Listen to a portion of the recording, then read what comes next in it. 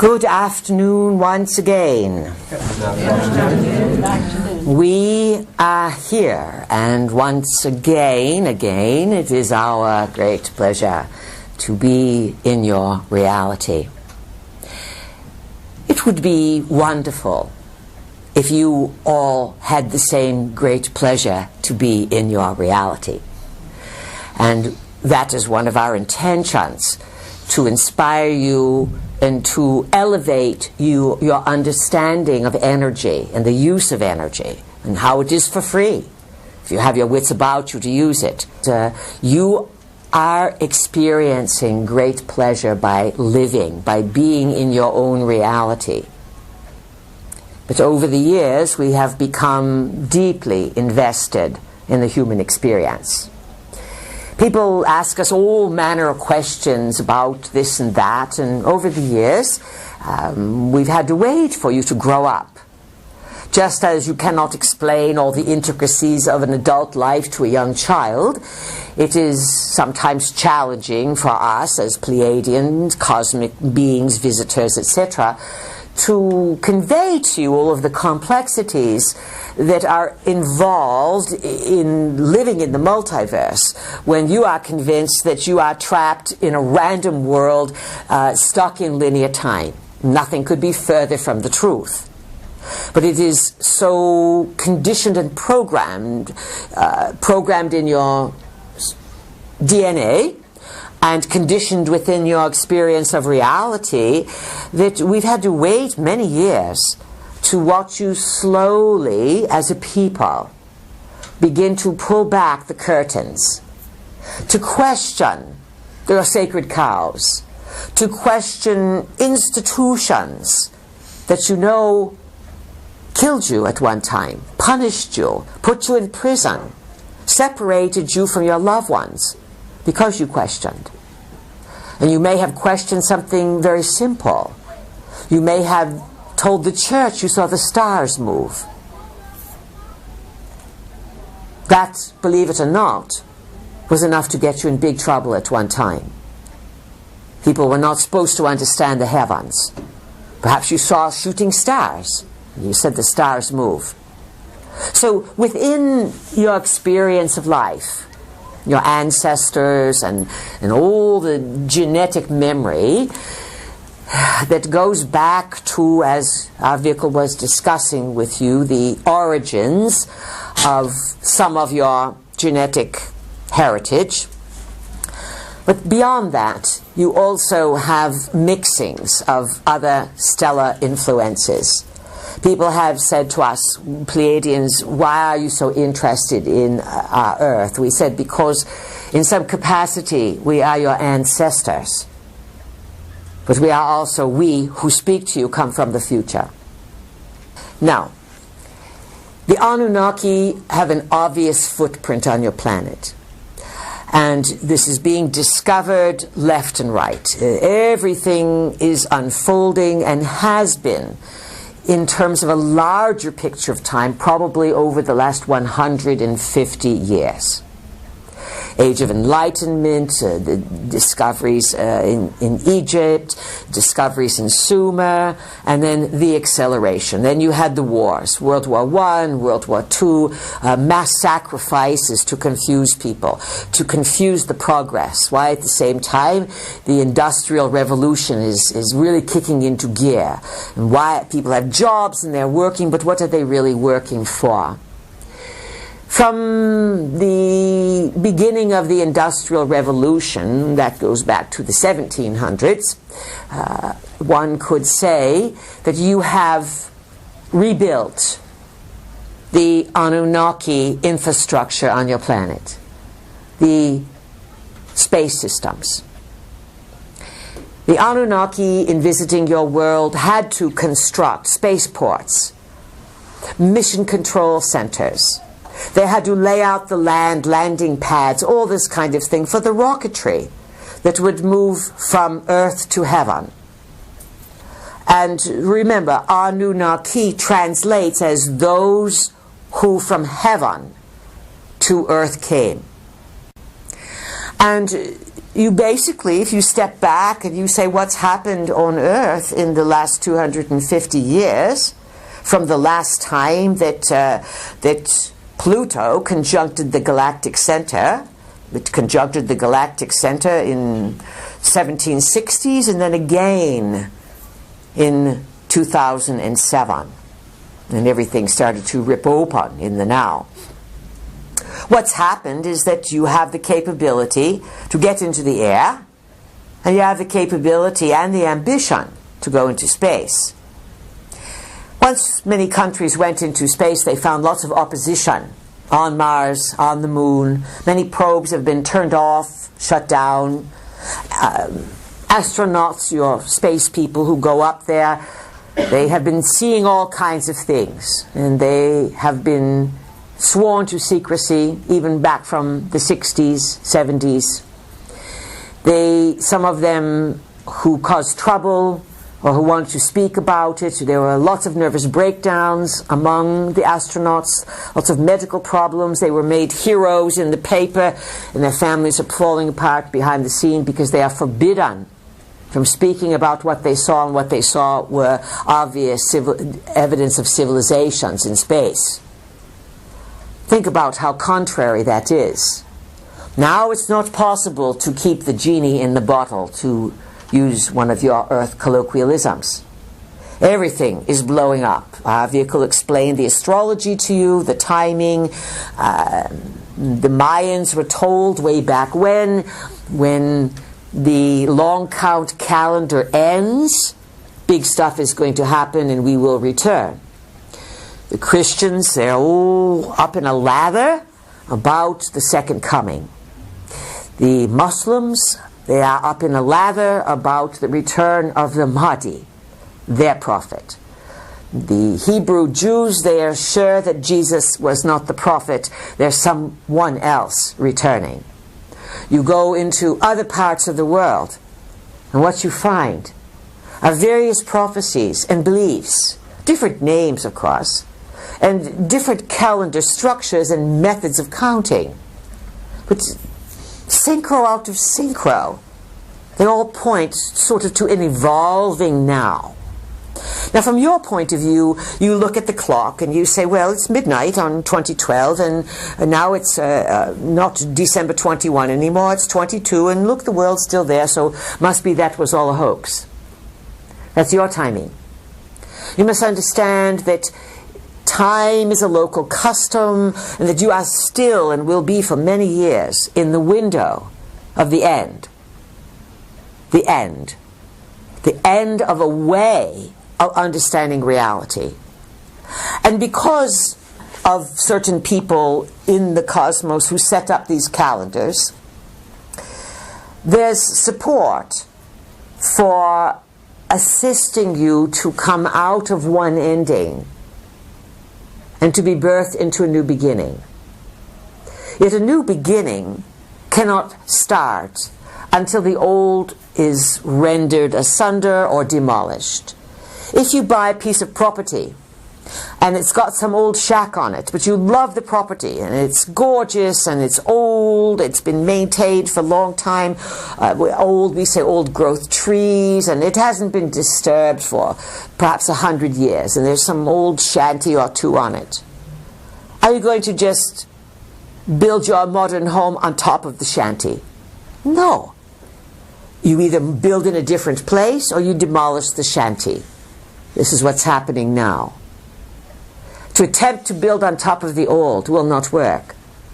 So the old must crumble. And it is all in timing. And sometimes from your point of view, it looks quite frightening. Because where's the paycheck going to come from? How am I going to pay the rent? How am I going to put the food on the table? All of these very basics. Now, in terms of these systemic changes, they are not happening solely on Earth. And because you are a very special place, living library, what happens here affects a lot of other life forms that have a genetic trace into your existence. Animals, plants, creatures, all of you. And because the humankind is undergoing two things. You are racing towards extinction. Your scientifics call it the sixth extinction.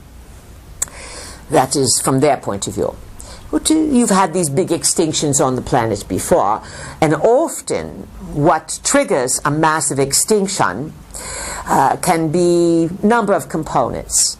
Sometimes there is a radiation event that occurs from cosmic sources, and many life forms die out or migrate to another version of Earth, and other life forms adapt to the radiation and go to a new level. And it happens relatively quickly, within decades, let's just say, not over tens of thousands of years. And sometimes someone pushes a button and says, we don't like what's happening on this Earth. Sometimes cosmic forces battle over Earth as to who has the right to own the library, because you are full of resources, not just gold. The most valuable resource on the planet are the genetic material. So many beings are interested in Earth.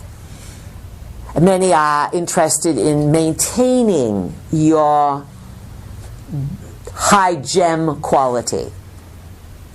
That means the pristine waters. That means supporting the life forms. And over the last, let's say, 3, 4, maybe 5 decades at the most, many people have been contacted by ETs of various types.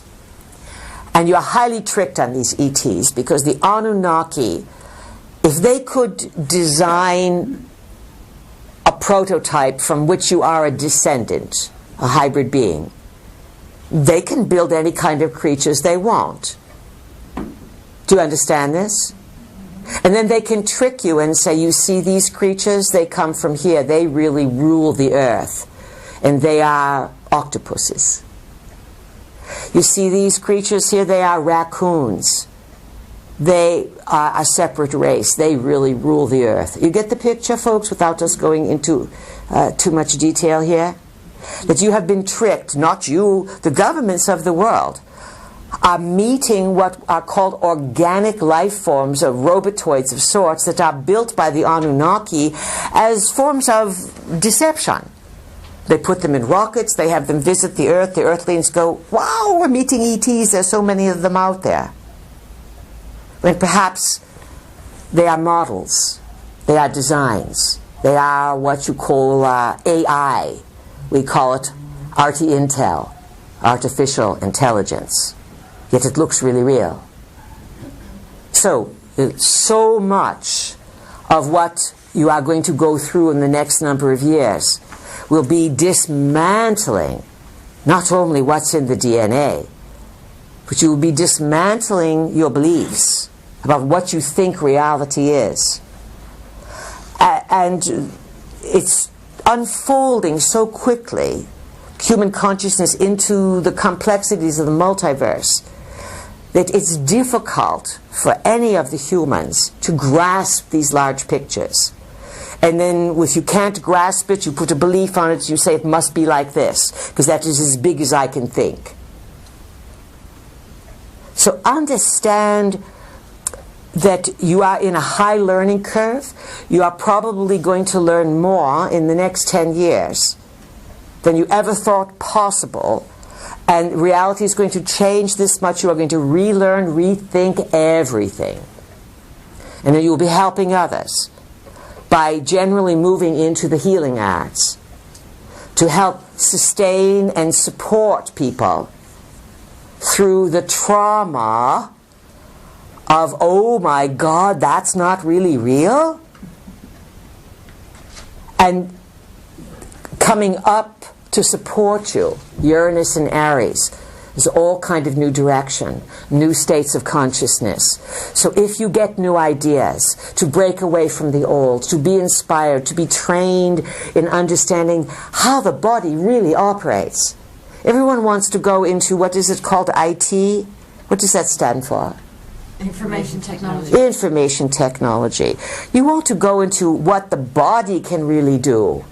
That is where you are going to have the most rewarding profession, is to help people get well.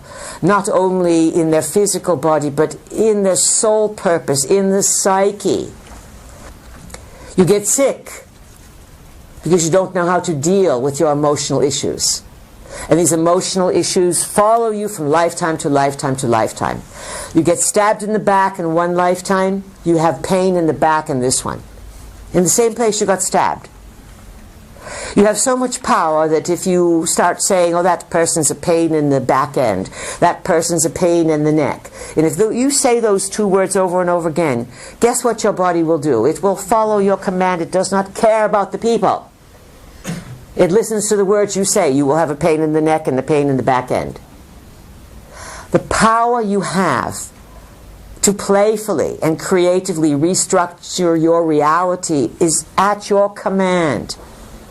Now, we know some of you would like to take us home with you. Like we could be purchased, a little cuddly, to sit on your shoulder, to advise you, to whisper to you, to say, come on, say this, do this, do this. Part of evolving your spirit is to prove that you can do it. You use your own gumption, and you use ambition and goals and clarity of mind, and you say, I can, I will, I want to. That is what is required in these times, on a level that is practical, and yet it will take you into the cosmos. Let's do questions. Good ones. Impress us with how smart you are. Impress us with your ability to help everyone in the room and everyone on the planet. All right, we laid it out there thickly. All right, we'll start with Enlil's side here. Enlil family members. Who would like to ask a question? Anna? Anna, yes, good. You're playing the game well. What's your question? You mentioned Malachi, Saint Malachi. Father Malachi. Who is Father Malachi? He wrote out these prophecies. Our vehicle did say that. And he prophesied little lines like poetry about the papacy. And he would use 2 or 3 or 4 lines about each pope as the pope would be selected by the College of Cardinals. And he started this 1300, something like this. So it's been going on. And he prophesied all the way through, and then he prophesied a last pope. And it just so happens that this pope you have now, according to his prophecy, falls into the last prophecy. And this is, according to this father, is the last pope. That's interesting, yes? Yeah. And how could that be? Because, now here's a logical thinker, according to their doctrination, but the Pope is always God's representative on earth. So if this is the last of God's representative on earth, ergo, or therefore, either God's giving up or God's coming back in herself. What do you think? Giving up or coming back? And how would this particular Pope, who came from, he's Italian, but he spent lots of years in Argentina. Oh, that's quite synchronistic. That's one of the places that the Nazis hid themselves from and hung out in. Especially Hitler was known to have been in Argentina. And so then you have now this last supposed Pope coming from Argentina, but he's really Italian, and all popes must be Italian. You pretty much know that, except for a few exceptions. It's what's really going on. Remember, on a soul level, these times in which you live are extraordinarily pivotal and powerful to rippling across the lines of time, not only to other species, but to your own multidimensional selves. Anything else on this question? No, thank you. All right, good. Who, this side, Enki's side, who has question? Beatrice, vehicle, I've mentioned planet Nibiru and where the Anunnakis come from. Yes. And it's my understanding that each time that during the 3,600 year cycle that Nibiru passes through our solar system, especially past the Earth and around the Sun, that it causes physical changes on a very large scale to the Earth. It can. It depends now on a number of things. It is called the planet of crossing, so that means it sort of bumps through the solar system. And it is also called the destroyer. It's one of its nicknames. And you know now that you have the sun in the middle of your solar system, and you realize now that this happens, it's a protocol or a form of how planets are set up. And the planets have their orbit. And so it depends, Beatrice, on which side of the sun, the timing of where Earth is and where the planet of the crossing is. If they sort of are in vicinity around the block from each other, then all chaos breaks loose. And this passing has historically created oodles of problems. It's just because of the large orbital plane and because your short memory, the Anus know what's happening and you forget. So what exactly is your question? Well, you've answered some of it, but mostly is, are you currently aware of how closely Nibiru is going to pass us, if indeed it is passing through our solar system at this time? And if it is going to pass closely, will there be safe zones where there will be less disruption to the physical Earth? We will tell you what some speculations are from scientifics who have broken ranks and realize that a big deception is going on Earth. And here's their conjecture, and it is a valid point. It's not as if this X12, Nibiru, Chernobyl, whatever you're going to call it, is singular. It is a larger planet. It's certainly not the size of Jupiter. That would be totally destructive to your system, because you have the planetary sphere, and then you would have the energy field, the various, you call them atmospheres, around the planetary sphere, and the planet and the atmospheres would be filled with whatever the energy frequency or paradigm of the planet is. And then there would be, because of Nibiru's more comet-like activity, there would be what is called detritus, Talus, all the space junk that sort of accompanies Nibiru.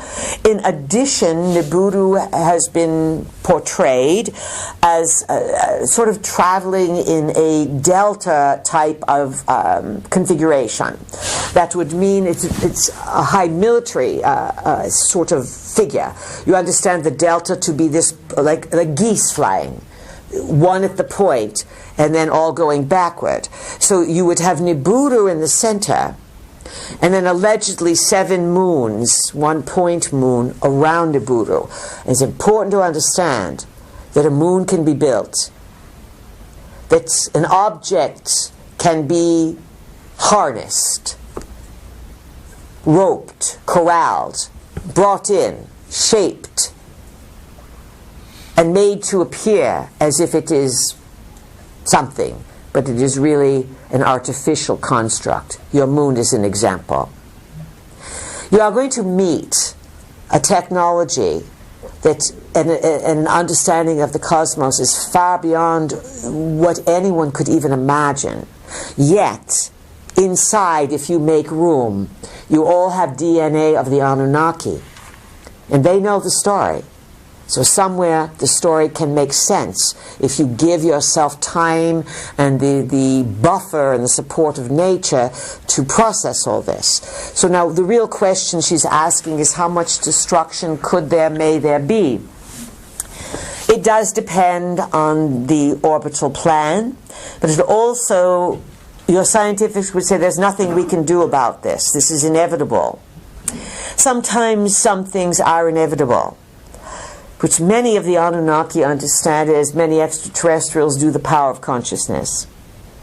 There's also technologies, best word we can use, put in place long ago by visitors, by other colonizers, by helpers, and this technology is based under the Earth's surface, and it activates a shield. A shield that is about 7,000 plus miles, actually about 7,200 miles above Earth.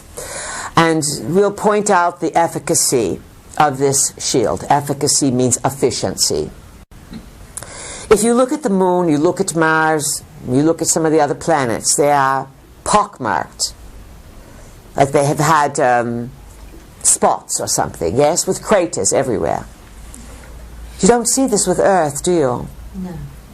How could it be that your closest neighbor, the moon, 250,000 miles away, about 240,000, has been hit over and over again? It's filled with craters.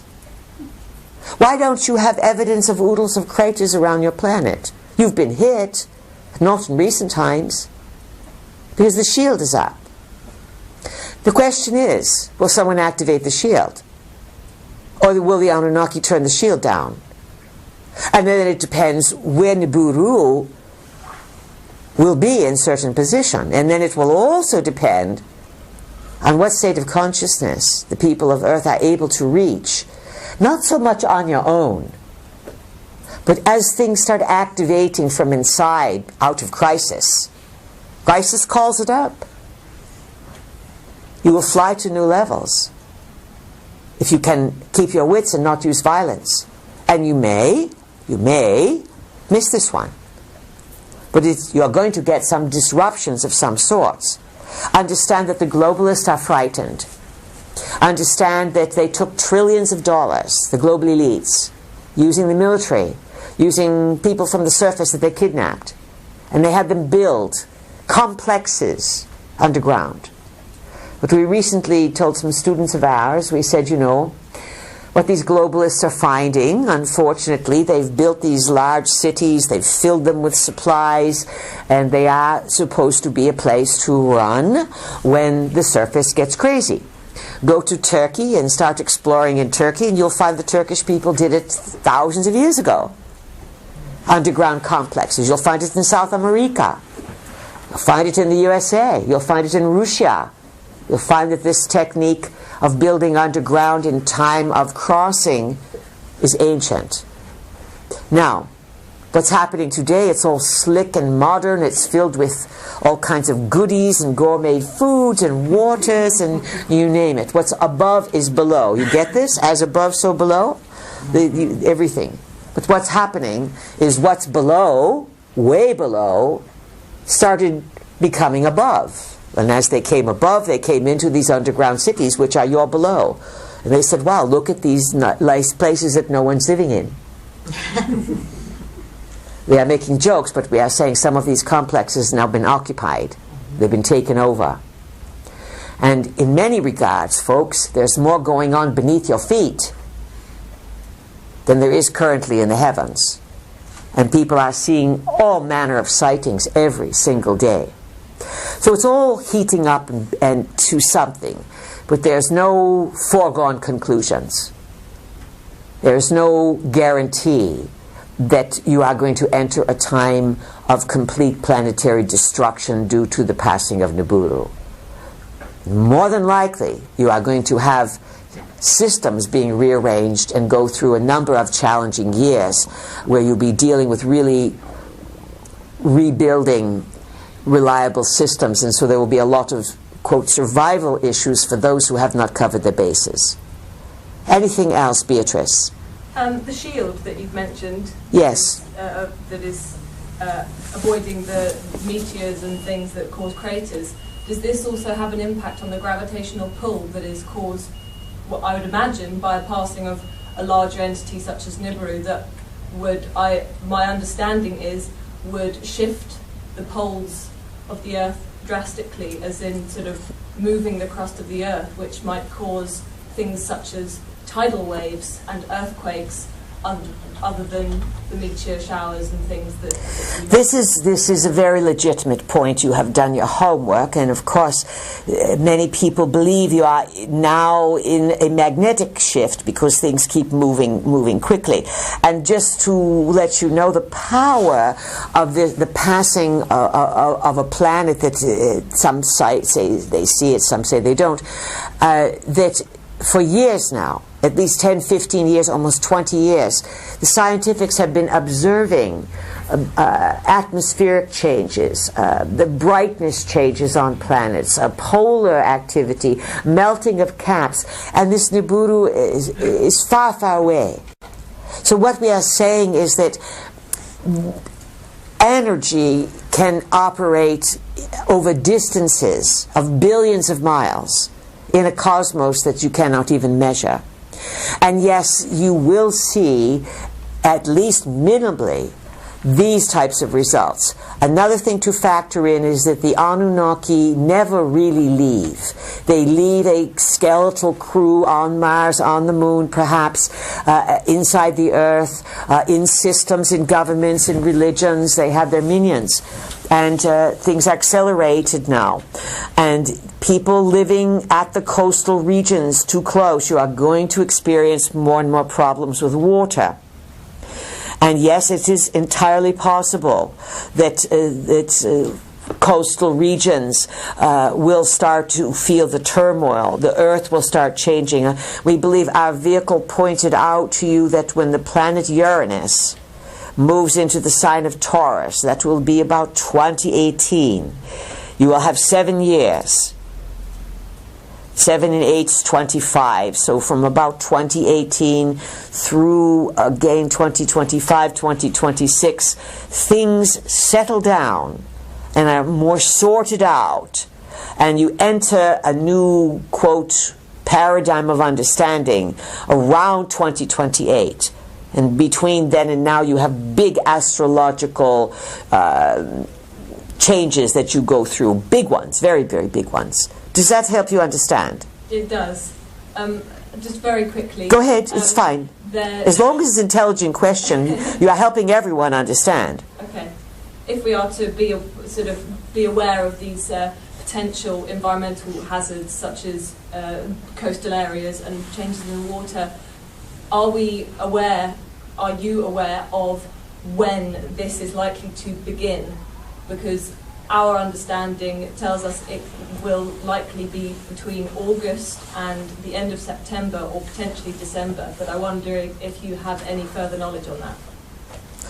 Well, many people are tuning in, or they are piecing things together, they are decoding. The globalists do have a lot of plans for this year. Understand it. And if things start to accelerate end of August, early September, there's key gates that they're aiming for. Yet the best laid plans can be rendered asunder and thrown all out of the window, because the gift the humans have is the gift of unpredictability. And as the masses change their minds, wake up, they shift the probes, and understand, Beatrice and everyone else, that there have been many, many plans over the last 5 years that the globalists had to squish you, smosh you, attack you, nuke you. Lots of it did not occur. The heaviest things happen in the most volatile areas, where the people have the most fear and where they have the most guns, and where they want to harm each other to get what they want. The lower the vibe, the more primitivo it is, and the more it is root chakra fighting another root chakra. That's where the bad stuff happens. The more you raise your vibration, the more you can think clearly, and the more you can position yourself or change the probes or call in guidance for protection. We'll say this to you. You've never had a lifetime like this one. That's why everyone's here. And to some extent, it's new territory. To another extent, you have the Anunnaki inside you, their genetics, and to them it's old hat. But you must get your sea legs. So these are good questions. Now, things will accelerate. You will see activity at the last week of July. This is the summer solstice weekend, and many plans are laid right around the summer solstice. Use the sun from the sky, use the light to come in and to inform you. 6 weeks from now, you will come to what is called August 1st, or Lamos. The week prior to Lammas is a week of high ritual sacrifice among the globalists who like to control the world. The humans are harvesting their vegetables. The globalists are laying plans to wreck everything. Build your plans and love the earth and love yourself, and understand that the forces of darkness and evil may undo themselves in a very spectacular way. But in order for them to be corralled and contained, those beings of goodness and integrity must live that out greater than ever before in their own generosity of beautiful living. It is big choices that are occurring. They set things into motion, and Lammas is often known as the sacrifice of the king. The king, a leader, often is sacrificed at Beltane to fertilize, to let the realities they want come into being. And then at the harvest time, another powerful person is sacrificed or killed to give thanks for the harvest, because then the real kicker starts at the equinox. And there are suspicious events out there. But understand, you've set out to do things on your own and everything fell apart, yes? Anyone ever have that happen? Yes. A few snafus? The globalists are dealing with this all the time, because do not think they all like each other and they get along. People who do not do good works do that to each other. They use each other. So they are battling bad inside. You follow this? And there's all kinds of things going on in all the governments of the world. So there could be things that start to happen end of August. People come home from vacation. September could be some big tricks, some big shifts. Just intend that you are in the right place. Everything will work out more than fine. And get smarter. Much, much, much smarter in terms of what you know. Who else has a question? It is now Enlil's side of the family. Paul. Who is it over here? Paul. Paul? Paul. Yeah, hello, please. All right, loud and clear. Okay. You mentioned that our moon is artificial. Who built it? How do they use it? And how does it affect us? The Anunnaki use it. How does it affect you? You are entrained with the cycles of the moon. It is a supply base. Most of it, many things occur inside of the moon, because the Anunnaki are master builders. They know how to build. They know how to build on Earth, in the cosmos. That is their forte. Some of them are good at genetics, but they're really, really good at building. Rock, stone, glass, other substance you have no idea of. And they can shape worlds. They can build worlds like the moon, and then, we'll make it real simple, turn the key and fly off. In other words, they can build structures and then use them to travel. This is important to understand. So if new things appear in the sky and they look like new artificial or new planets or something, it can be holographs, it can be literally something that is real, it's moved around. You must expand your what you think is possible. So they use it as a supply base, they use it as high ground. If you've been in military, any military company is always going to go to high ground because you have a better vision and you can see. They have positioned it so that it appears in the sky to be exactly the same size as the sun. Yet the sun is 93 million miles from Earth, the moon is 250,000 miles. Wow, that's miraculous. How does it affect you? It entrains you to certain cycles of consciousness. Is this bad? It is what you incarnated into. It is a system that you are not really probably going to change. But you know, a few years ago, someone must have figured something out. 10 years ago or something, our vehicle came across a statement by some scientific on your world. And he said, we could fix everything if we blew up the moon. Mm-hmm. And then that was it. He obviously knew something, yes? Yeah. Now, it's always best to work with what's around you. If you can't fix it, condition it. The moon itself is not bad. The Anunnaki, some of them have not the best of intentions, others have evil intentions, and others have good intentions. And the moon is basically reflecting the light of the sun. And so the cycles that you are in can be used. Ask any gardener that understands how to plant. Everything can be done by the moon, and you can gain tremendous benefits from the moon. But certainly they can use the moon to send frequencies at your Earth, to do weather control to Earth, to do all manner of things. And there's much more to say, but we will move on, Paul, to another question from someone else. Who else has a question on Enki side?